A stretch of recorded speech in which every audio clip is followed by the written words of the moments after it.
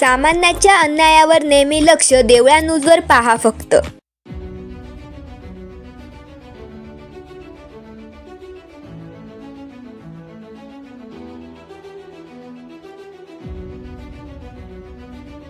रेडगाव खुर्द शेतकरी नागरिकांचे जनआंदोलन.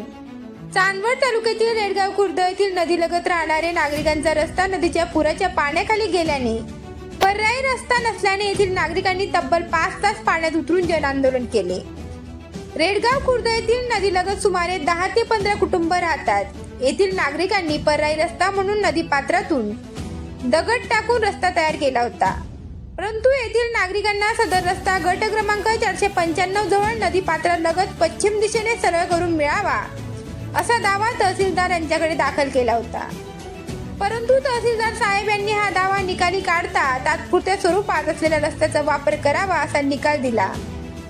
आता पावसाळ्याच्या दिवसात हा रस्ता पूर्ण पाण्याखाली गेल्याने शालेय विद्यार्थ्यांना व नागरिकांना बाहेर निघण्यासाठी तसेच शेतीमाल मार्केटपर्यंत ने-आण करण्यासाठी तसेच दुग्ध व्यवसाय करणाऱ्या शेतकरी बांधवांचे दूध मार्केटपर्यंत पोहोच करता येत नाही व शालेय विद्यार्थ्यांना शाळेत जाणे येण्यासाठी पर्यायी रस्ता नसल्याने येथील रहिवाशांचे मोठ्या प्रमाणावर हाल होत असल्याने येथील नागरिकांनी प्रशासनाला निवेदन देऊन जन आंदोलनाचा इशारा दिला होता.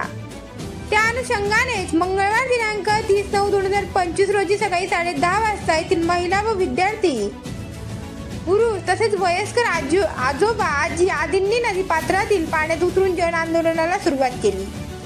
तब्बल 5 तास आंदोलन सुरू ठेवले. जोपर्यंत तोडगा निघत नाही तोपर्यंत आंदोलन चालूच राहील या विषयावरती येथील शेतकरी नागरिक ठाम होते.